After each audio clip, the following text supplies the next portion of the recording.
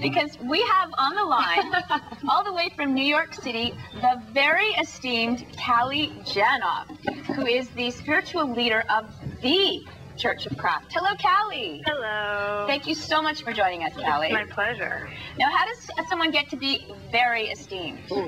Well, for a lot of people, creating things is their spiritual practice. You know, some people pray, some people count beads and do all kinds of other things. But for some people, I think that making things, any act of creation, is a way to tap into your spiritual self. That craft is a form of worship.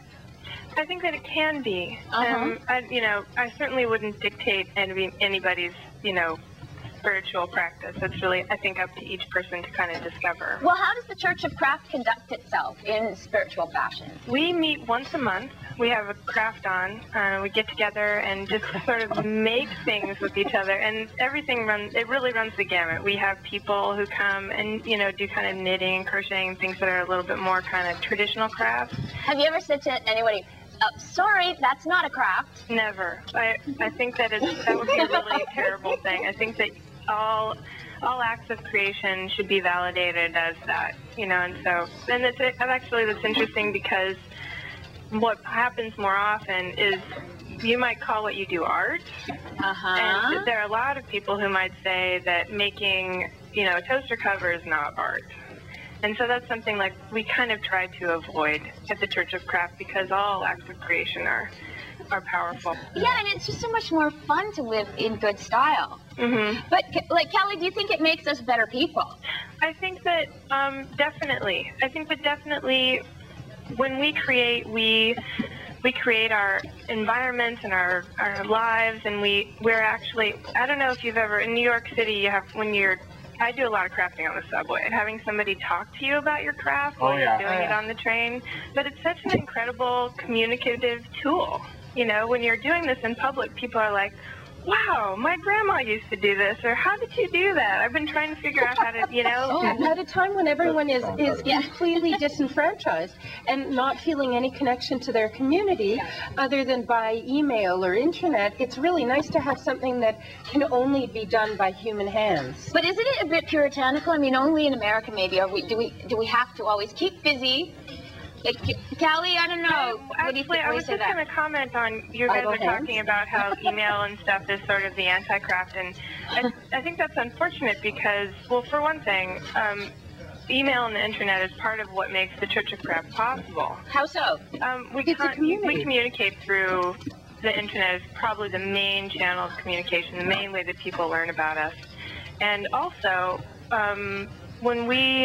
there are a lot of people that come to the Church of Craft who don't necessarily have the hand skills, or who have repetitive stress injuries and things like that. So not everybody can do handcrafts. Oh, I wasn't But we do have a lot of people who do, web crafts, and who write, and who do all kinds of different making things. And I think that the important thing is to point out that you can find moments of creation in your everyday life and all aspects of the things that you do, and those are the things to really focus on and make beautiful. And you can find craft in making dinner. It's really important to us not to have a doctrine. We're really non-denominational and really free, just because I think that rather than shutting anything down, we really kind of want to be really inclusive and And a haven for anti-craft attitudes, I was reading.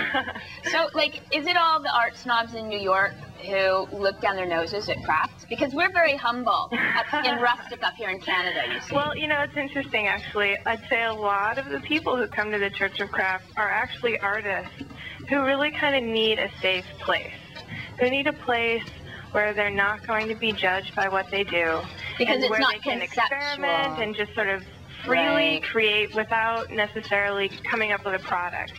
They can really focus on process, and that's pretty powerful. Your co-priestess said that she narrowly escaped with her life from academe. She was scared, she thought she would end her days as simply a thinker. Yep. But thanks to the Church of Craft, she's a doer. Yes, it's true. Louisa, in the chat room here, Sue said, "Thou shalt not take the glue and not return it." Or my craft rule, the only craft rule that I have is don't use my fabric scissors on paper. Look at, I'm so pathetic. Everyone's sitting here crafting away, and my craft is like blooming lineups and cue cards. I'm curious about how many men are members of the Church of Craft. I've got some people asking that there seems to be not very many men that are into craft, and I said, we have one right here, but... It's true. There are incredibly crafty men, and there are many men who come to the Church of Craft.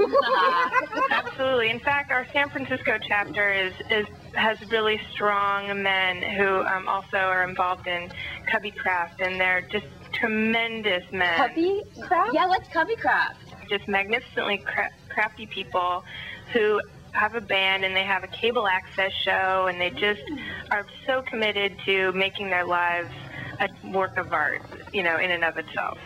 Well, Oscar Wilde said one should either be a work of art or wear a work of art, and I'm sure that he would include make a work of art too. I guess I should say goodbye to Callie now. But thank you so much for joining us on the line from New York, Callie. Thank you so much for having me. It was a pleasure. You're most welcome. All the best to you. Thanks. You too.